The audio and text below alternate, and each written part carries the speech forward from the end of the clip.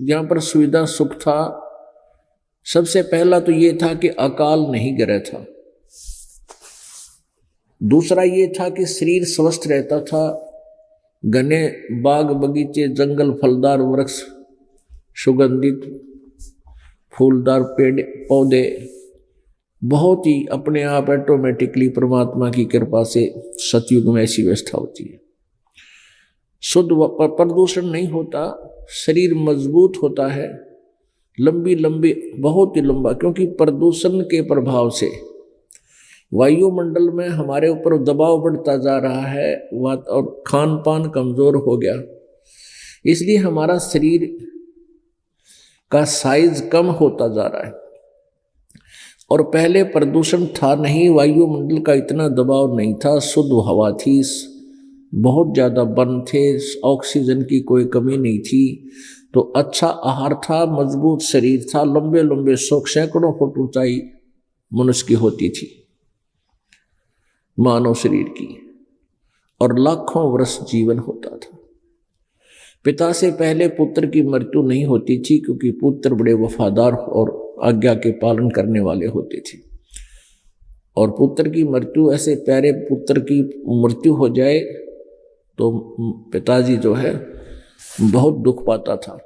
तो उसमें पिता से पहले पुत्र की मृत्यु नहीं होती थी, क्योंकि ऐसे शुभ संस्कारी प्राणियों का जन्म सतयुग में होता है।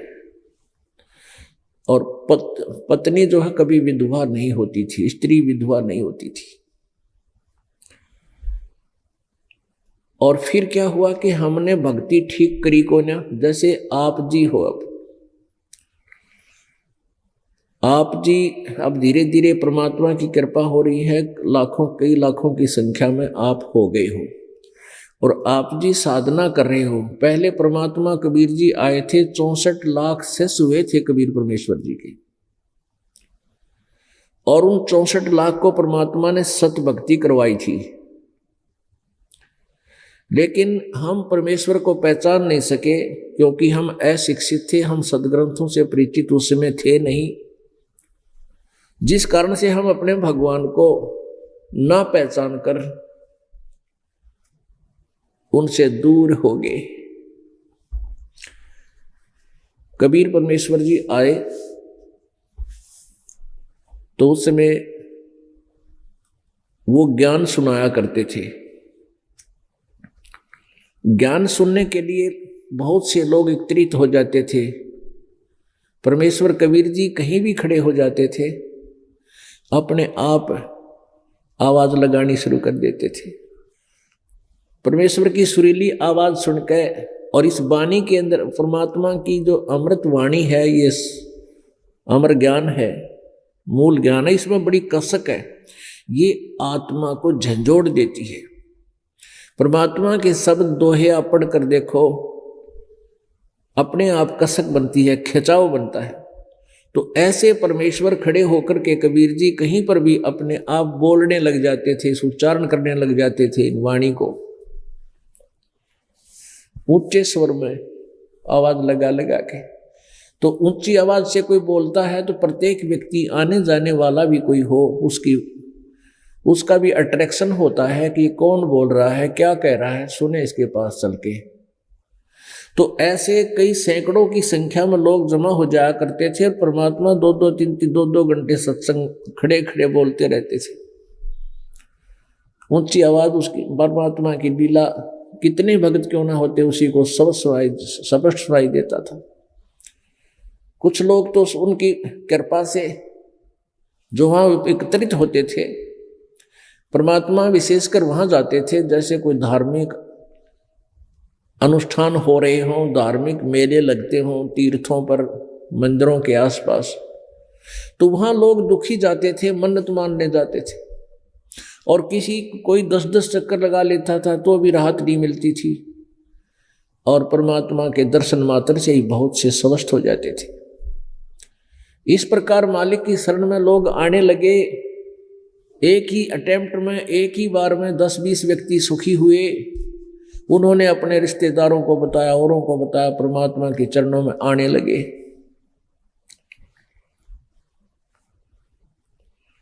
और इस प्रकार लाखों की संख्या में कबीर परमेश्वर जी के अनुयायी बन गए। वो ज्ञान से कम, समाधान से ज्यादा उनके निकटाए थे, क्योंकि दुखी प्राणी सतयुग के अंदर ये प्राणी बहुत दुखी नहीं था, और अब कलयुग में अपने पुण्यों को क्षीण करके अब ये गलत साधना करता रहा, उससे कोई लाभ इसको मिला नहीं। अब ये कलयुग में आकर के बिल्कुल पुण्यहीन हो गया, और पुण्यहीन होने से आपदाएं, आपत्तियां, शारीरिक कष्ट, मानसिक परेशानी अत्यधिक बढ़ गई है। और जो साधनाएं आप जी करते थे उनसे कोई लाभ मिल नहीं रहा, उनसे लाभ नहीं मिलता, फिर कहाँ चलते हैं कि किसी झाड़े लवाने पौड़े पर चलते हैं, जंतर मंतर करवाने के लिए चलते हैं। जो पूजाएं तुम किया करते थे वो किस लिए करते थे? घर में सुख रहे, शरीर में सुख रहे, हम पर कोई आपत्ति ना आवे। और जब उनके करते करते आपत्ति बढ़ गई तो फिर कहाँ चले? कहीं किसी सियाने के पास झाड़ा लवाने, किधर भूत कढ़वाने, या फिर किसी मंदिर में पहुंच गए, वहां कहते वहां सुख होता है। फिर तुम जो साधना करते थे वो किस लिए कर रहे थे? वो गलत थी। जब तक आप पर आपत्ति नहीं आई थी, आप ये सोच रहे थे कि जो साधना हम कर रहे हैं सही है, और जब आई आपत्ति आई तो उसने कोई राहत नहीं दी, फिर आप दौड़ने लगे, इधर उधर भागे। तो परमेश्वर कहते हैं अपनी वाणी में, पर्वत पर्वत में फिरा, कारण अपने राम, राम जैसे संत मिले, जिन सारे सब काम। यानी परमात्मा के लिए पर्वत पर्वत पर को जहाँ भी किसी ने बताया, जंगल में, झांखाड़ों में, गुफाओं में, मंदिरों में परमात्मा की खोज में गए, वहां कोई राहत मिली नहीं, तो संत मिले जो परमात्मा जैसे संत मिल गए, और उन्होंने फिर सब सुख दिए, सब काम हमारे ठीक हुए, हमारे कार्य सिद्ध हुए। एक बार सिकंदर लोधी दिल्ली के बादशाह को एक भयंकर रोग हो गया, असाध्य रोग हो गया। उसने जंतर मंतर करवा लिए, अपने मुसलमान मौलवियों से, काजी और मुल्लाओं से, गुरु पीरों से, फक्कड़ फकीरों से, आसपास का कोई उन्होंने नहीं छोड़ा। फिर उसने इलाज भी खूब करवाया वैद्यों से। वैद्य को मुंह मांगा इनाम बोल दिया कि तू मुझे स्वस्थ कर दे, तू जो मांगेगा मैं तुझे इतना धन दे दूंगा, पैसे की कोई कंडीशन नहीं। अब सिकंदर लोधी को जलन का रोग था। जलन का रोग ऐसा होता है जैसे किसी के हाथ जल जाए अग्नि में, या गर्म चाय गिर जावे, दूध गिर जाए उबलता हुआ, उसके बाद जो पीड़ा होती है उसको जलन, ऐसी पीड़ा वाले रोग को जलन रोग बोलते हैं। और वो जलन रोग ऐसा होता है, ऊपर से कहीं जला हुआ नजर नहीं आता, लेकिन पूरे शरीर में ऐसी रह रह कर जलन, उसमें जलन होती रहती है, इतनी पीड़ा उसको होती है। इस कष्ट से सिकंदर लोधी दिल्ली के बादशाह सम्राट ग्रस्त थे। सभी वेदों को दिखाया, वेदों ने यहां तक कह दिया कि राजन, जो औषधि हम आपको दे रहे हैं ये जलती आग को भी बुझा सकती है। उन्होंने ऐसा करके दिखाया, बहुत तेज आग जलवा दी, और थोड़ी सी दवाई के छींटे एक कोने पर मारे, उसी की दवाई औषधि के ही जलने से उसमें से ऐसा वो निकला धुआं सा, और उसने सारी अग्नि को बंद कर दिया, बिल्कुल शांत कर दी।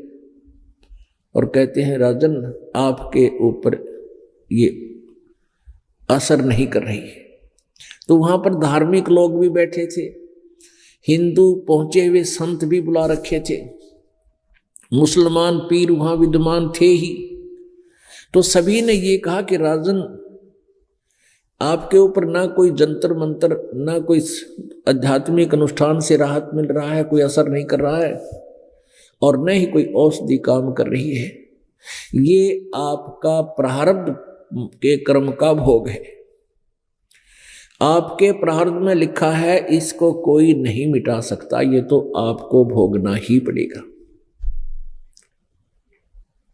पुण्यात्माओं, दिल्ली का सम्राट, भारतवर्ष का राजा, जिसके पास किसी चीज की कमी नहीं थी, हर तरह से सुविधाएं प्राप्त थी, जिसको चाहे वैद्य को, जिसने भी जहां भी कहा उसी वैद्य को आदर के साथ वहां से बैठा कर लाए, लेकिन ऑल इन वेन, यानी सब निष्फल रहा। अब राजा भुगत रहा है अपने किए कर्म का, क्योंकि सिकंदर लोधी एक क्रूर राजा था। वो बहुत तंग किया करता था हिंदू वर्ग को मुसलमान पीरों के कहने से, और मुसलमान बनाया करता था हिंदुओं को बाई फोर्स। अब वो बहुत परेशान था उस समय। किसी ने कहा एक दिन कि आप जी के कष्ट का निवारण काशी में हो सकता है। वहां एक बड़े पहुंचे हुए महात्मा रहते हैं, कबीर नाम है उनका।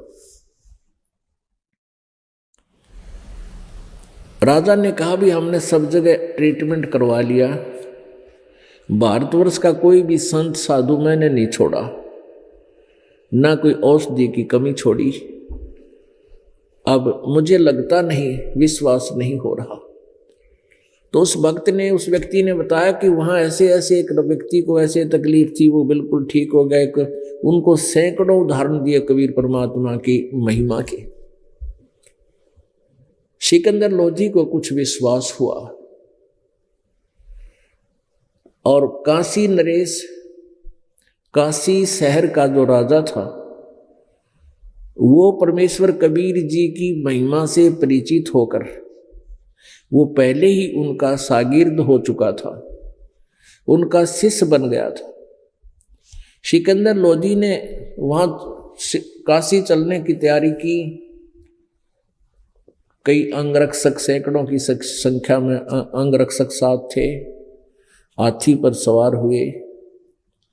हाथी के ऊपर एक अच्छा बढ़िया सा कैबिन बना हुआ होता था राजा के लिए, उसको अंबारी बोलते थे, अंबारी। उसमें हाथी चलता है तो उस हाथी के चलने में कोई कष्ट नहीं होता, जैसे आजकल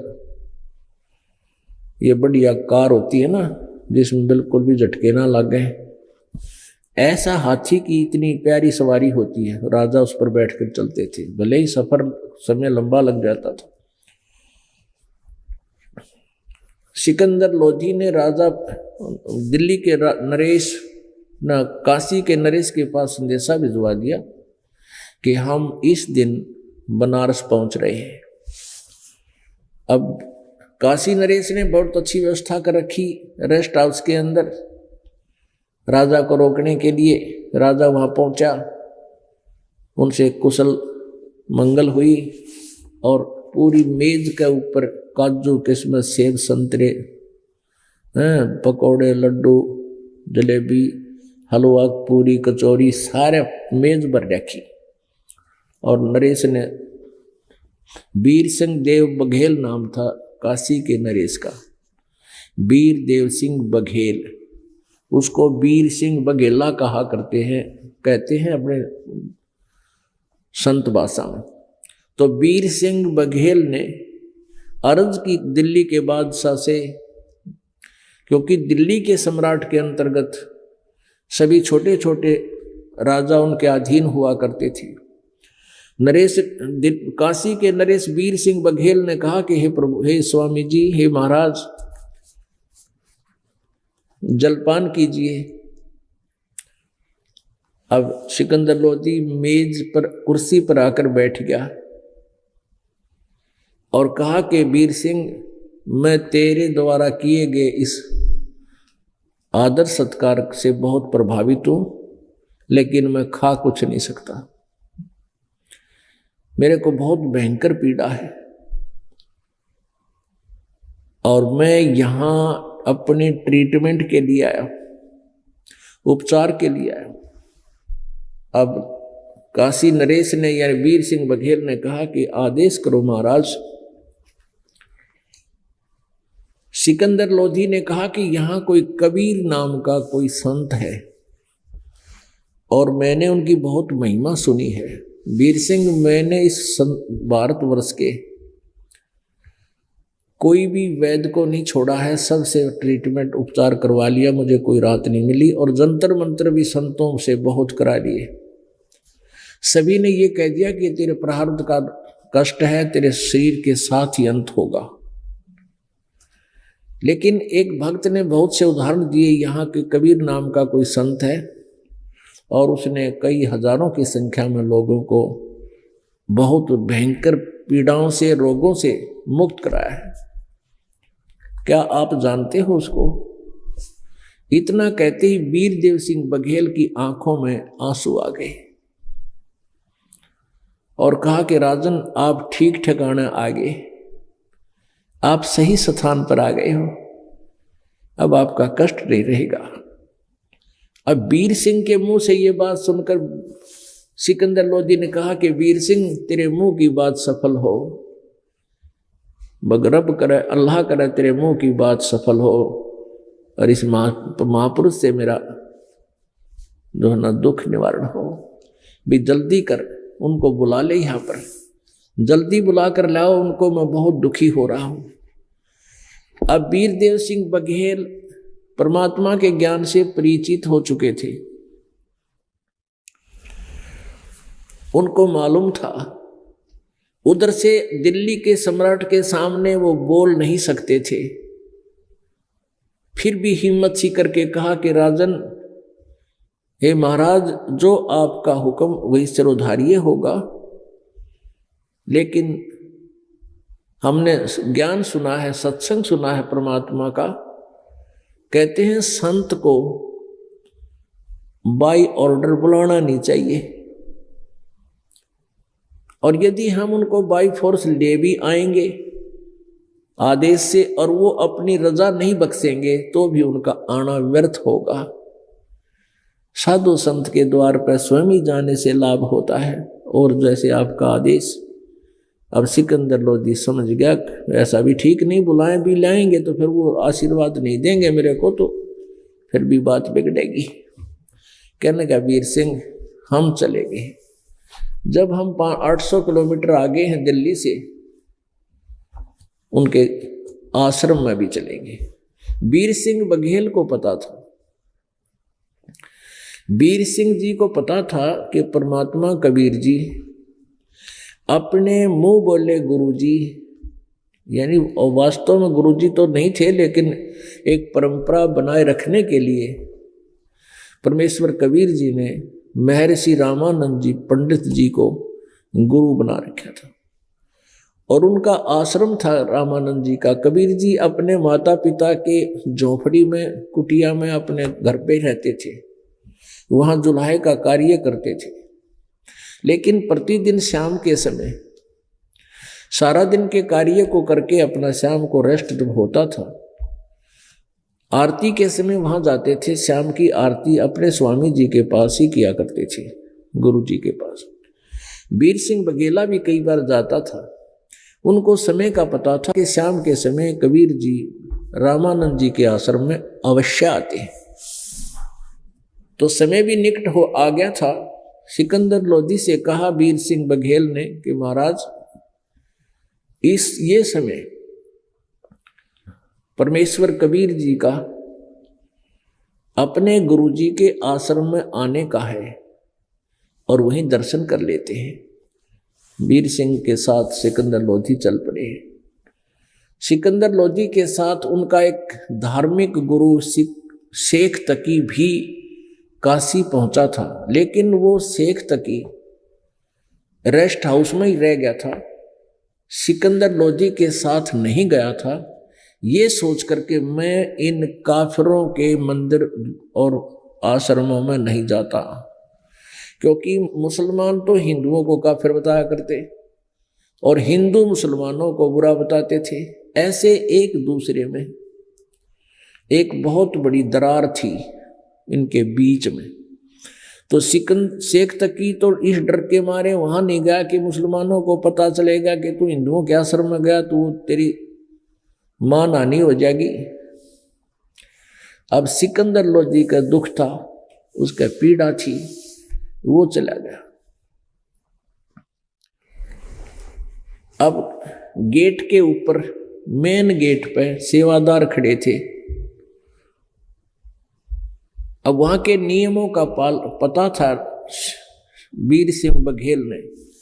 उसने सेवादारों से पूछा, जो पौलिया थे, पहरे गेट कीपर थे, उनसे पूछा कि साहब कबीर परमेश्वर जी आ गए हैं क्या? तो उन्होंने बताया कि आने वाले हैं, आए नहीं हैं। वीर सिंह बघेल ने फिर कहा कि आप स्वामी रामानंद जी से पूछिएगा, आज्ञा लेके आइएगा कि दिल्ली के बादशाह सिकंदर लोधी सम्राट आए हैं और आप जी के भी दर्शन करना चाहते हैं और कबीर जी से कुछ अपना रोग निवारण करने के लिए फरियाद करना चाहते हैं। जब तक कबीर परमेश्वर जी आवे वो आप आश्रम में विश्राम करना चाहते हैं। अब सेवादार कहने लगे आप यहीं रुकिएगा, मैं आता हूं। सेवादार गया, उसने स्वामी रामानंद जी, क्योंकि आश्रम छोटे हुआ करते थे 500-400 वर्ग गज में, और वहां साथ ही गेट के अंदर ही कोने में उनका आसन लगा हुआ था। गेट से पार होते ही साइड में, और वहां बैठे व्यक्ति की आवाज बाहर ज्यों की त्यों सुनाई देती थी। सेवादार ने फरियाद की, अर्ज की कि हे ऋषि जी, हे महाराज जी, आपसे दिल्ली के बादशाह सिकंदर लोधी मिलना चाहते हैं, आपके दर्शन करना चाहते हैं, और उन्होंने कबीर जी से विशेष काम है, इसलिए जब तक वो आए आपके यहाँ आश्रम में प्रवेश चाहते हैं। अब रामानंद जी ने वहीं से कड़क आवाज में कहा कि इन काफिरों के लिए इस आश्रम में कोई स्थान नहीं है, मुसलमानों के लिए इस आश्रम में कोई स्थान नहीं है, कहो उसके वो बाहर खड़ा रहे और बाहर ही कबीर से मिल ले। अब सिकंदर लोधी ने सुन लिया अपने कानों भी, तभी वो सेवादार भी आ गया। सेवादार ने बताया कि मैंने अर्ज की थी लेकिन स्वामी जी ने मना कर दिया। कारण क्या है? कि कारण ये है कि वो मुसलमानों के दर्शन नहीं करते और इस आश्रम में मुसलमानों के लिए प्रवेश निषेध है। अब पुण्यात्माओं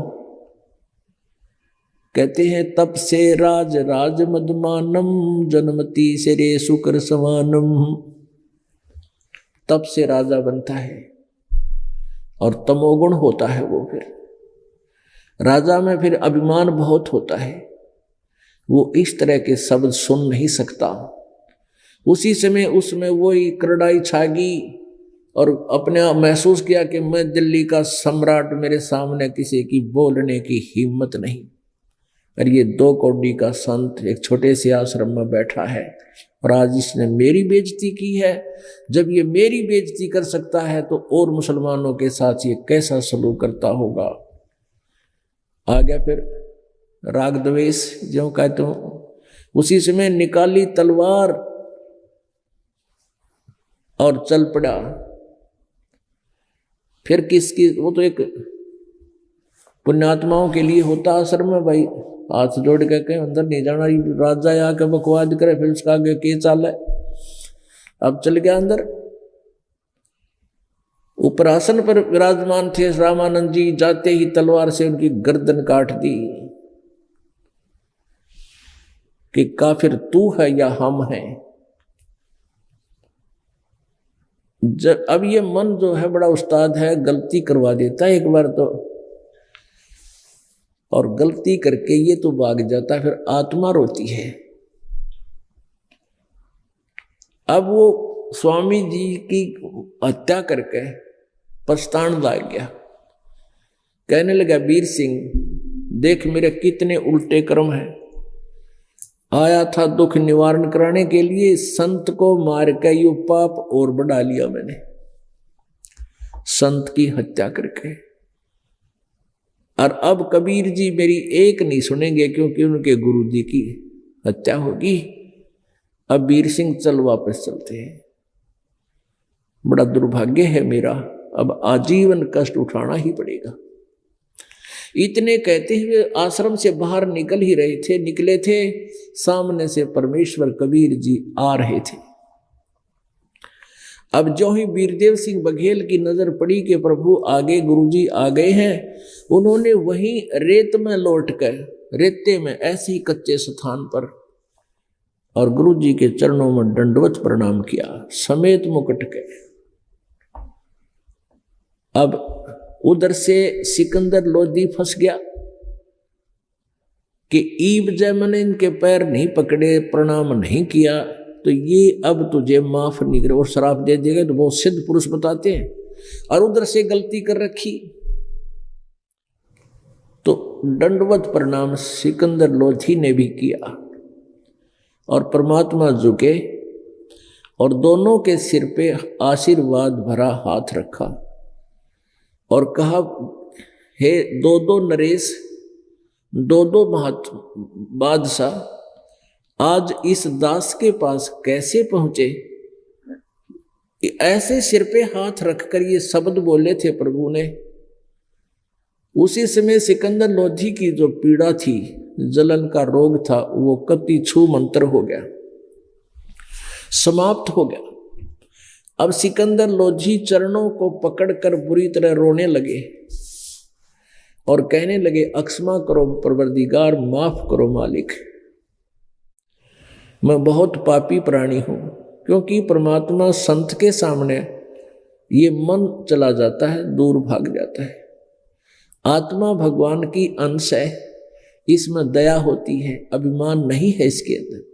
अभिमान तो इसमें मन ने पैदा कर रखा है और मन को मारने के लिए परमात्मा ने विधि बताई है। जब ये मन समाप्त हो जाएगा, आत्मा विनम्र हो जाती है।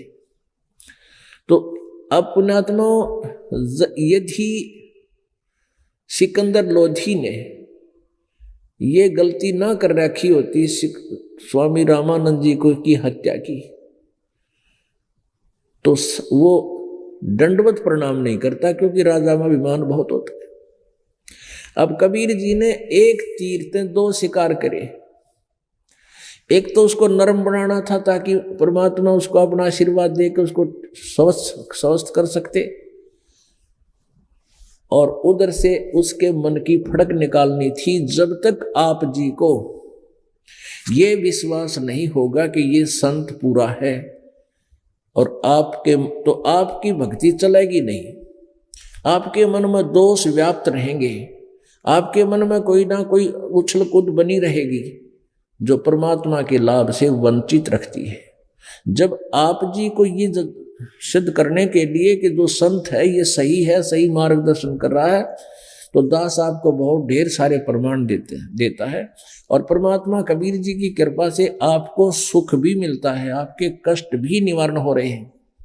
तो आपको विश्वास हो जाएगा कि इस स्थान के अतिरिक्त तो कहीं पर भी इस पृथ्वी पर सुख स्थान नहीं है। तो तभी आपकी भक्ति और गहर आवेगी और ज्यादा लाभ मिलेंगे। तो ऐसे ही परमात्मा कबीर जी ने सिकंदर लोधी के हृदय में ये जचाना था कि ये परमात्मा खड़े हैं सामने। इसलिए रामानंद जी का उन्हें सिर काट तो दिया, अब उनके सामने उसके साथ क्या लीला करके उनको और दृढ़ किया। परमात्मा ने पूछा, आप कैसे आना हुआ, क्या काम था मेरे से? सिकंदर लोधी ने कहा, जिस कार्य के लिए ये आया था दास आपके पास, वो कार्य तो मालिक आपने हाथ रखते ही कर दिया मेरा। लेकिन मैं नीच प्राणी हूं, मेरे से एक बहुत बड़ी गलती होगी, शायद आप अक्षमा नहीं करोगे। ये कहकर फिर बुरी तरह रोने लगा, चरण छोड़े नहीं। परमात्मा ने कहा भी अक्षमा कर दिया, बोल क्या बात है। कबीर परमेश्वर जी ने कहा कि बोल क्या बात है, मैंने माफ कर दिया। कि नहीं, मैंने ऐसा जुल्म कर दिया है, आप मुझे फिर श्राप दे दोगे, मैं फिर दुखी हो जाऊंगा। परमात्मा बोले, भाई आम के पेड़ के कांटे नहीं हुआ करते, आम का पेड़ तो सुख सुख दिया करे, बढ़िया मीठे फल, फिर छाया है। और दूसरी वहां पर बात नहीं, हमारे पास श्राप नहीं है, बोल क्या बात है। कहा प्रभु मैंने ऐसे ऐसे सारी कहानी बताई। हमने गेट पर से सेवादार से प्रार्थना की कि जब तक आप आओगे तब तक हम आश्रम में विश्राम चाहते हैं, प्रवेश चाहते हैं। लेकिन रामानंद जी ने बहुत अपशब्द कहे, और जिस कारण से मैंने गुस्से में आकर के उनकी हत्या कर दी। परमात्मा बोले कोई बात नहीं, आ जाओ, तुम ऐसे मत जाना, उनका अंतिम संस्कार करें तब तक आप यही रहना, नहीं तो दुनिया आपको बहुत थूकेगी, बहुत आपके भले बुरे कहेंगी, और कुछ और भी घटना घट सकती है। हिंदू मुसलमान का झगड़ा भी बढ़ सकता है। आप आ जाओ मेरे साथ। परमेश्वर आगे आगे चल पड़े, ये दोनों राजा पीछे पीछे चल रहे हैं। सिकंदर लोधी ने कहा कि वीर सिंह जैसे सुने थे वैसे ही तो मिले। अब वीर सिंह मन मन में कह रहा कि ये तो आपने एक ट्रेलर देखा है, आगे देखना क्या क्या क्या होते हैं।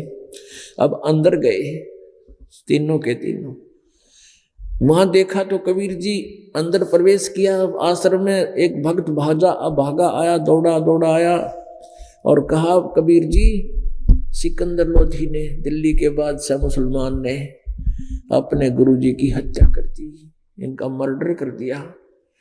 पीछे से सिकंदर लोधी फिर वापस आता दिखा तो वो डर गया, चुप हो गया, आगे नहीं बोला, क्यों फिर आ गया। कबीर परमेश्वर ने कहा कि बच्चा भाई, गुरुजी मरते थोड़े ही हैं, ये कैसी कच्ची बात बोल दिया आपने, संत कभी मरते हैं? हाँ मर गए, कत्ल कर रखा है, अलग अलग टुकड़े हो गए हैं, उनकी इतनी बुद्धि काम करे थी। परमात्मा ने जाकर के देखा कि अलग अलग टुकड़े पड़े हैं, धड़ अलग से, शीश अलग से, दोनों पर अलग अलग कपड़े डाल रखे हैं। तब परमेश्वर ने अपने गुरुदेव की मर्यादा की तरह निभाते हुए उनके चरणों में दंडवत प्रणाम किया और फिर खड़े होकर चरणों को हाथ लगाकर कहा, गुरुजी उठो, आरती का समय हो गया है। बहुत से व्यक्ति आए हैं, आपके साथ बैठकर आरती करना चाहते हैं। ऐसा ही परमात्मा ने कहा था, तभी वो शीश उठा, सिर, वो गर्दन उठी कटी हुई शीश समेत, और धड़ के ऊपर आके चिपक गई। निशान भी नहीं था उस गर्दन के। तो उसी समय खड़े हुए रामानंद जी उठे,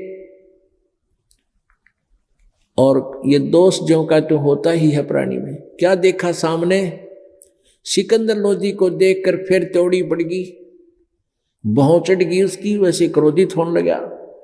तब परमेश्वर ने कहा कि प्रभु आपके दर्शनार्थ ये बादशाह आए हैं। तो फिर रामानंद ने कहा कि कबीर जी एक बात बताइएगा, मेरे जो शरीर का कत्ल हुआ इसमें से दो धाराएं बह के निकली, एक आधे से खून, दूसरे हिस्से से दूध, क्योंकि वो सामने दूध और रक्त जमीन पर बिखरा हुआ था। तब कबीर जी ने कहा कि प्रभु आप जी ने इस दास को शरण में लिया, आपने छुआछूत तो खत्म कर दी, आप अन्य जाति वालों को, केवल हिंदुओं को ही अभी तक एक्सेप्ट कर रहे हो, दूसरी जाति वाले हिंदुओं को तो आपने स्वीकार कर लिया, आपके मन में द्वेष नहीं रहा। अभी तक आप मुसलमानों को हेय समझते हो, घटिया समझते हो, बुरा मानते हो, जिस कारण से आप पूर्ण स्वच्छ नहीं हुए हो। आपकी भक्ति में आधी कमजोरी शेष है। हिंदू मुसलमान दो नहीं है, परमात्मा के सब बंदे हैं, परमात्मा ने सबको उसी की संतान है। यह हमने डिवाइड कर लिया, और बुरे हैं वो मुसलमान भी हैं, अच्छे हैं मुसलमान भी है, बुरे हिंदू भी हैं और अच्छे हिंदू भी बहुत हैं। हमने एक जाति मजहब के आधार से किसी को भला बुरा नहीं मानना चाहिए। ऊंच नीच इस विध है लोई, कर्म कुकर्म कहावें दोई। अच्छे और बुरे इस आधार से मानना चाहिए। शुभ कर्म करते हैं वो अच्छे व्यक्ति हैं, दुष्कर्म करते हैं वो नीच व्यक्ति हैं, वो चाहे किसी भी धर्म या मजहब या जाति के हो। परमात्मा ने आध पौन घंटा तक इसी एकीकरण के ऊपर ज्ञान सुनाया। रामानंद की आंखों में आंसू बजाए और खड़े हो गए। 100-125 वर्ष के व्यक्ति हो रहे थे, वृद्ध हो रहे थे, खड़े हो करके, और सिकंदर लोदी दिल्ली के बादशाह मुसलमान की ऐसे कौली भर ली, अपनी बाजुओं में सीने से लगा लिया और कहा, बेटा मैं नीच आत्मा हूं, आज मेरी आंख खुल गई। मैं इतना गंदा रह गया था, इतना नीचता थी मेरे में, मुसलमानों से नफरत किया करता था। आज के बाद मेरे हृदय में कोई किसी प्रकार की भी कोई घृणा आप जी के धर्म के प्रति, व्यक्तियों के प्रति नहीं है और ना रहेगी।